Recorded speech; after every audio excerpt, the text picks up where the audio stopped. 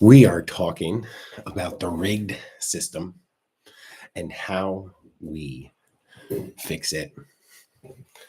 That's what we need to do. We have to come together, figure out the way that we can all get some security back in America. Because that's why we're so easy to divide. That's why things feel so impossible right now. It's not that there are a million different problems going on in the country. It's that the people up top don't want to solve them. They don't care about solving them. It's not in their best interest because they make money. The more that we fight, the more that we're divided. So the problem is the regular everyday American can't afford to live life. That's essentially what the issue is. People in America, we can barely afford groceries. You can barely afford rent. We're working harder than ever, and you're still falling farther behind. Why is that? What's going on? Why are there so many successful corporations in America, but not a lot of successful employees? That's the question. Where has all the money gone? Because we work hard 40 hours a week. Then you go and you ask for a raise. And what do they always say? There's not enough in the budget. We don't have enough money. And that's just not the truth because we hear about the record profits every single month. And that's exactly the issue, is that we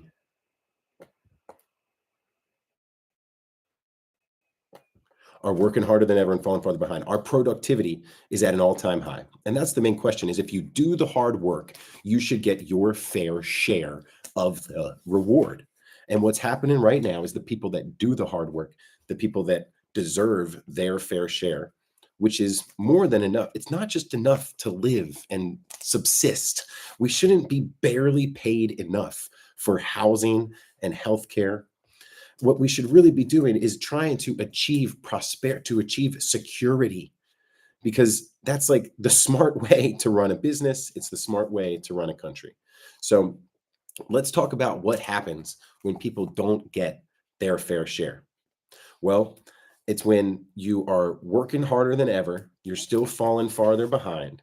You can't afford groceries, you can barely afford housing and rent.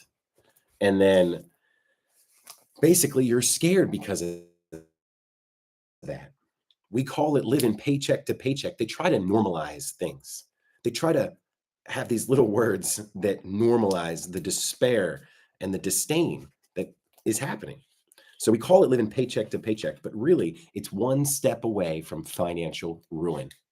We are consistently one step away from financial ruin. And if we're living in financial ruin, or if we're one step away from financial ruin, we're going to be living in fear. We're going to be scared because we're going to be so close to being broke. We're going to be so close to being put out on our butt, to not being able to make the car payment. And if you can't make the car payment, then how can you get to work without the car? And we live in fear. And then so they make it easy to divide. So who am I talking about here? Let me back up a minute. So the problem is that regular everyday Americans don't have money. That's the problem. Who's causing the problem? Well, it's the greedy corporations and the career politicians. That's really who is causing the issues. They took over the pillars of power within our society. The three pillars of power that I'm talking about is the economy, like the free market. The political process is completely controlled by who has the most money. And then the media. We just saw Larry Ellison and his son. Larry Ellison bought TikTok. Then we had his son be a big part of the Paramount CBS merger. And basically, they are controlling the narrative. And that's the kind of stuff that we have to fix. We have to realize that they are telling us lies. So they're telling us lies to put us against each other. They lie to divide. That's what they're doing. They've lied to divide. That has been the game. Thank you, Naomi. Well, that's what I plan to keep doing, because basically I have seen the issue for a long time, as a lot of us have. What we started doing is offering these free stickers, and it's a way for all of us to start speaking out. So that's why I'm here, because if you want to speak out, push back against this too, we've got a couple different ways. We would black out the system. Black out the system is a full-on economic pushback, because greed is the disease in America. Greed is the problem. And what fuels their greed? It's our hard work. That's literally what it is. It's our hard work and where we spend our money. But the problem is, America is like a giant company town, essentially. Over 85% of corporations on the S&P 500 have the same three top shareholders. Because what happens is, let's talk about when people, number one, let's even go back. So if somebody can't find a good job, it's probably because they aren't in an area with lots of good jobs, or they haven't received the proper education to have the skills to be able to obtain that good job. Well, let's see, why haven't they obtained the proper education? Well, when they were born, they didn't decide what school district they were born into. In fact, the zip code that they were born into, depending on the cost of their house, that determines how their school is funded. So the person that is born, they do not have the ability to choose what school district they're going to, whether their parents care about their education. And then by the time that they are 18, 19, 20 years old, after completely being a product of their society, we say, well, you should have gotten a better education.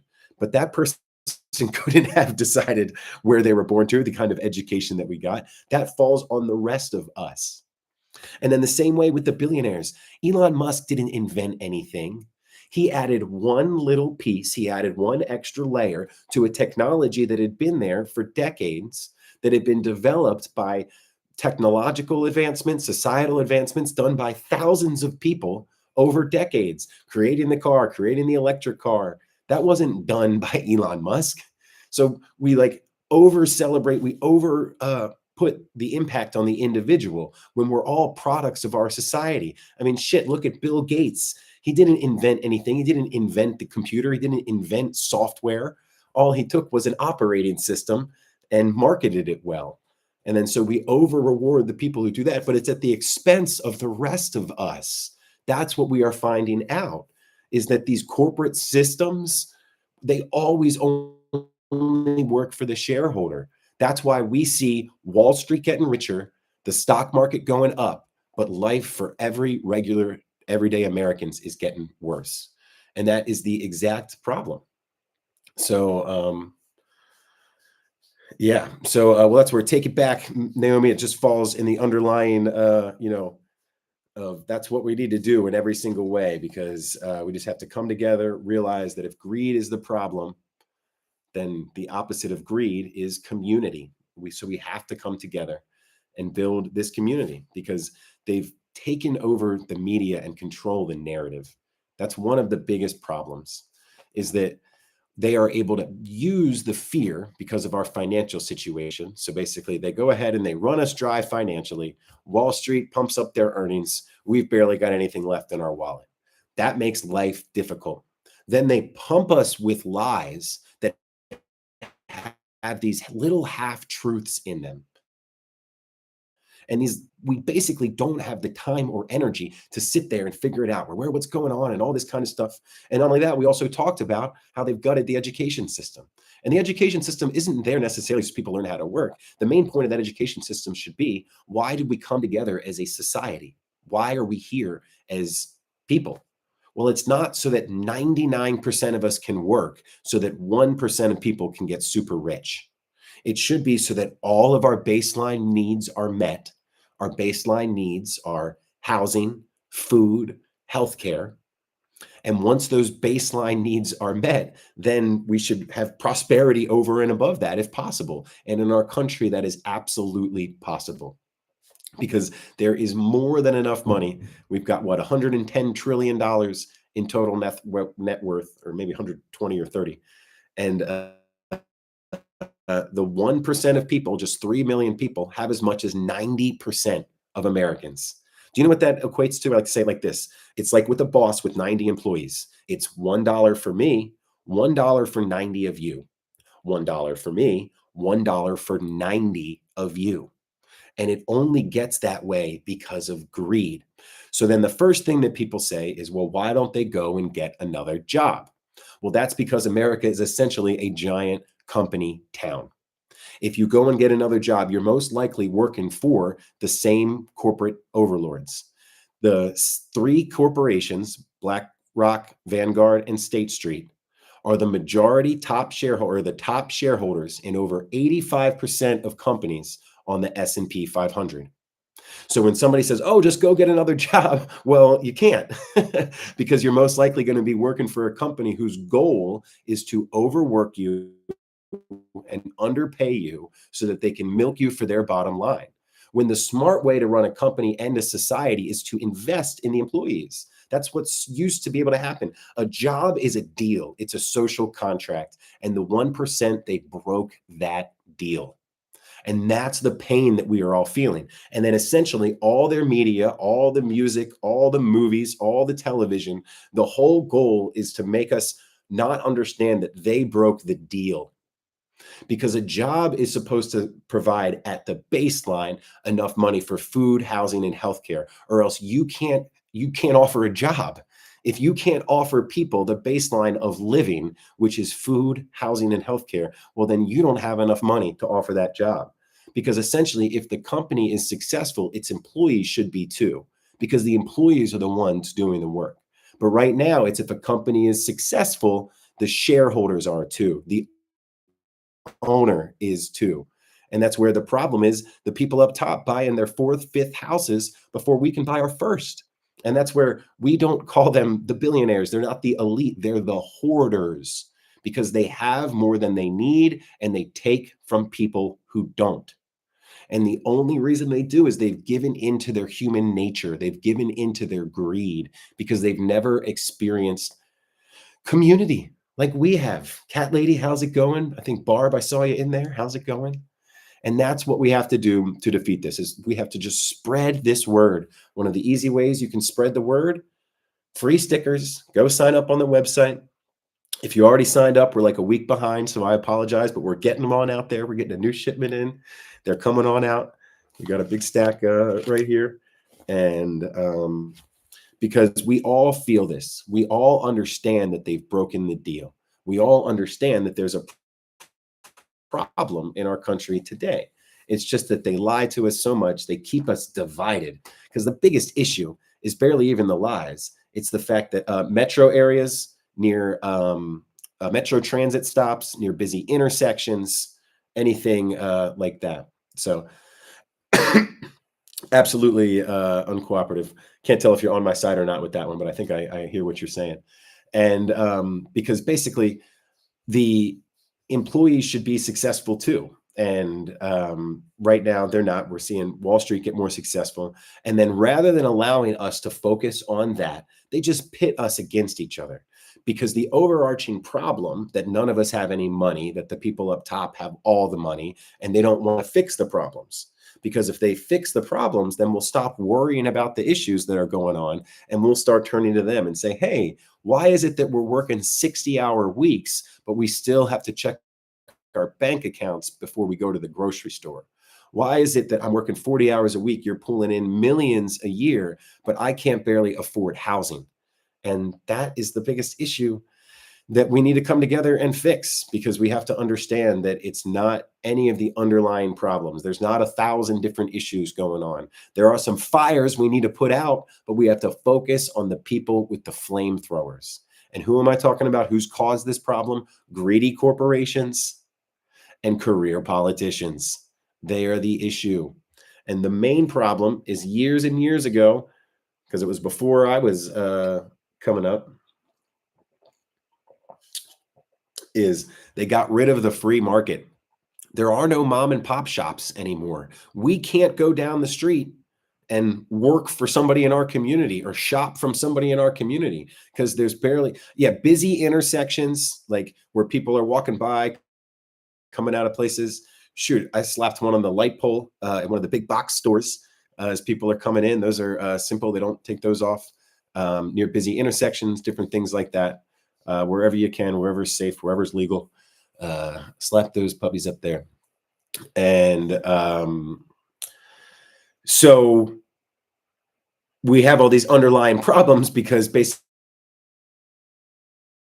we're easy to fight, are easy to be pitted against each other. And essentially, they've lied to divide. And they've done that over decades and decades and decades. And Trump is a symptom of all of this. He is not the disease. He is not the actual problem. The disease is greed. The symptom is what we've gone through because you've had to walk through many doors first, right? First, we had to consolidate the free market. So only 3 companies control the majority of the S&P 500.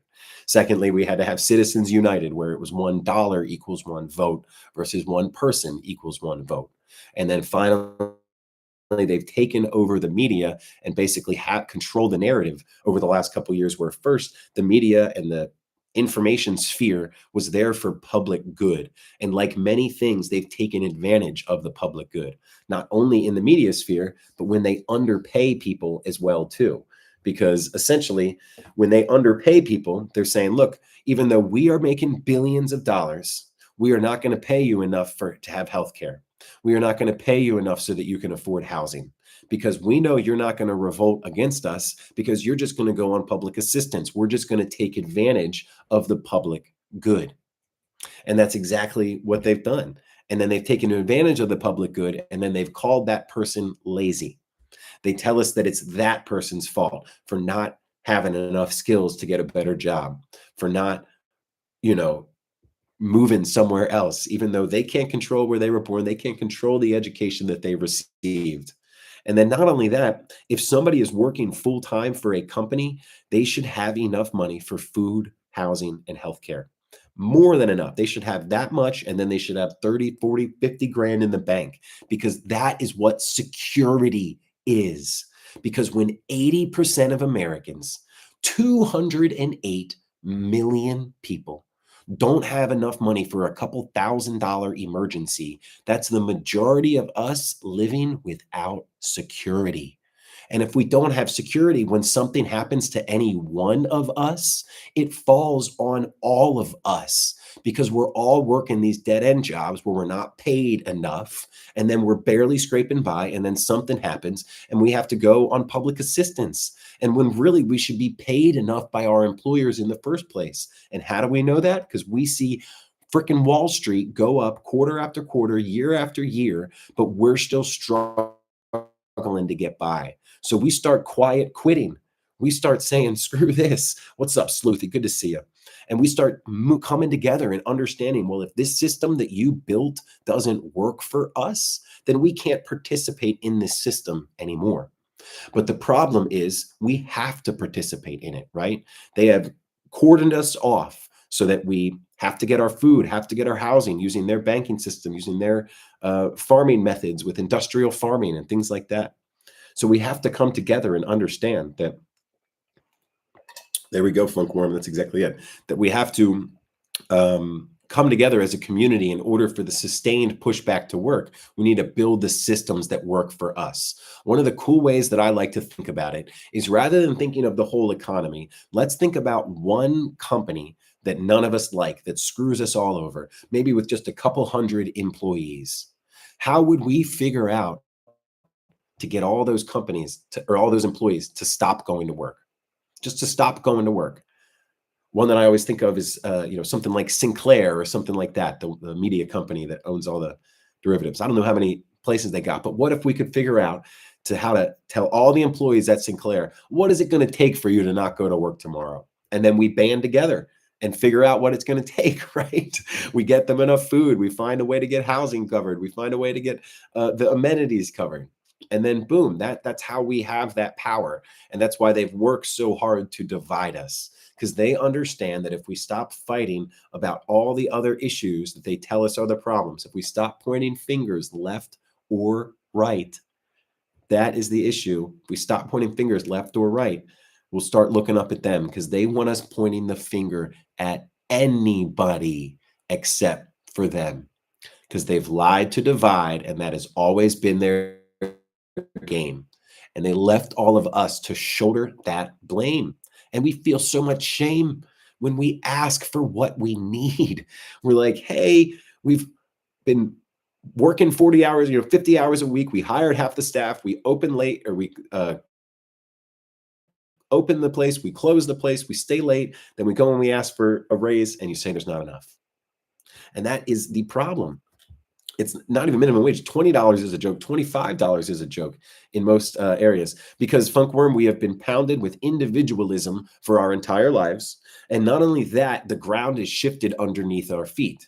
People under 40 years old, we feel this, we understand this, we've watched it happen. People over 40, they got a final piece of the pie. So they got, if you work hard, you get ahead. Or people over 50, really.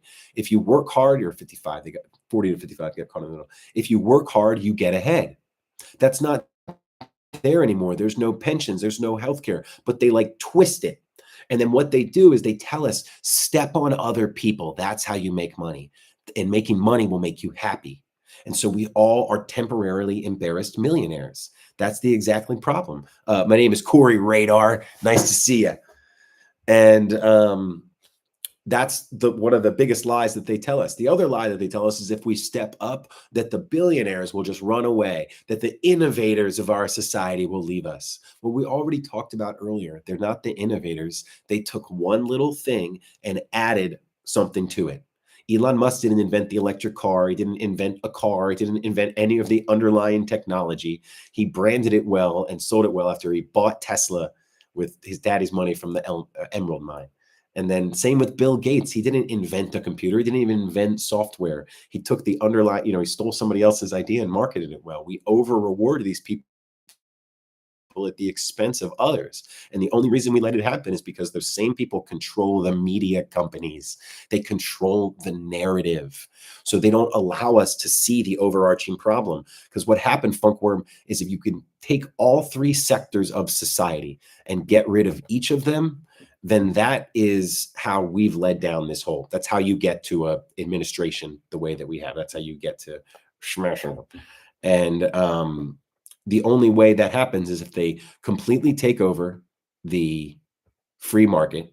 So right now, there is absolutely no free market whatsoever. Well, Kevin, real quick, listen to this. When there was a free market, competition was a huge protector of this. The local mom and pop shops, if you get 15 local general stores around Walmart that can actually compete, then Walmart's probably going to start acting a little bit better, treating their employees better, offering a higher salary, because then people can go other places.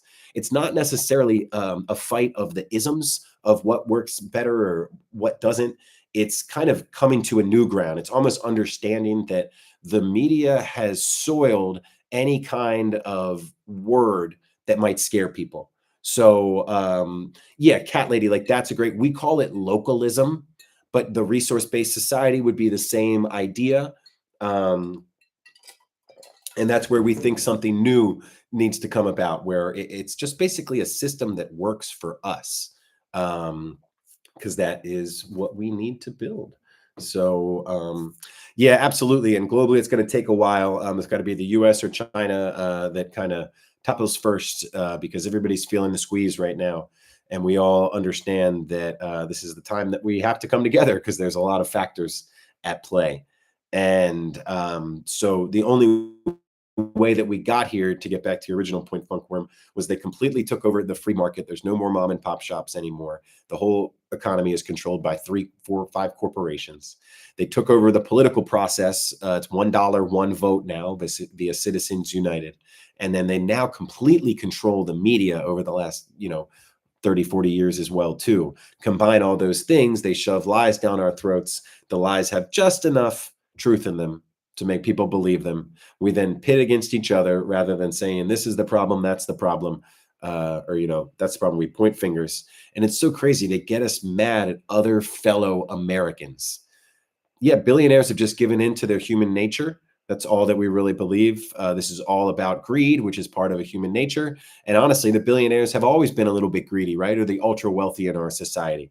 I don't even really blame them. It's the politicians that are supposed to have the guardrails up there to protect people once the billionaire gets so much they can't then buy political process. They can't buy the media. And that's how all of it comes together. It absolutely is. We've glorified greed for decades and decades. I mean, greed is good. And basically, the ultra wealthy always try to push back in a society and remove the guardrails restricting their greed. They lobby politicians so that the rules are stacked in their favor. They lobby politicians so they get the best grants and rewards and different things like that. And then they rig the system against the rest of us.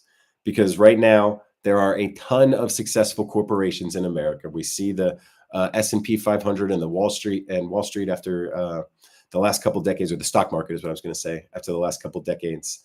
And right now, over 80% of Americans don't have a couple grand for an emergency.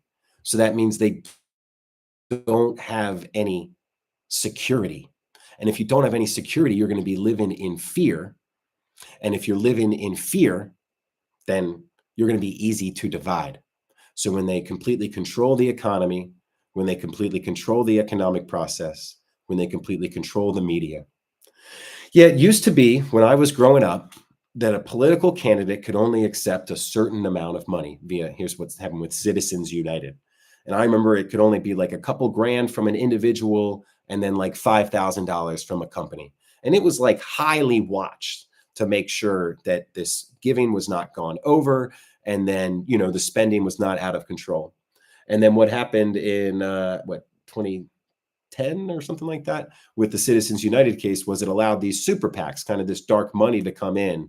And it was changed from one person, one vote, to now where basically if you have a lot of money, you can pour this money into political campaigns where that wasn't allowed previously. So it essentially allowed people who have lots of money to control the narrative. And that's really what we're talking about. And when those same people already owned the media companies, and then they're not only able to own the media companies, but they can give a ton of money to their candidate, and then they basically call in favors. That's why we see that they pay both candidates, they pay both sides. That's where it's not left versus right. Both parties are two sides of the same coin, and that coin is in a billionaire's pocket. The Republicans and Democrats, they're just good cop, bad cop, because no matter who is in charge, the rich get richer. So Trump is a symptom of all of this as well too. He is not the cause of it. It was decades and decades of different things that had to happen for us to get to this point. And we can see right now that the billionaires are the one, just 1,000 people in our society are the people that are being lifted up by this administration. And all you have to really look at is what happened at the inauguration, who was sitting behind him, not the children, not even the best athletes or there you go, Kevin, not the best athletes or poets or musicians, but it was all the billionaires. And even if you look at the stock market right now, really the only companies are up were the people sitting behind him, because it's all these trade deals with special carve outs for those people. It's where this administration took our tax dollars and now owns a portion of Intel. And talk about, fixing the game. So awesome, everybody. I got to get rolling. Just wanted to do a quick one tonight. Say hello to everybody. Follow if you haven't already. Go sign up for free stickers. That's what we're doing. That's what we are pushing back. We are speaking out. We have Blackout the System coming up. We got No Kings November 18th. And then we have Blackout the System November 25th, because we all have to push back together. It's got to be small steps together, building that community. We're going to have these weekday lives, go to weekend workshops together, and we're going to build what we need. Bye, everybody. Have a good one.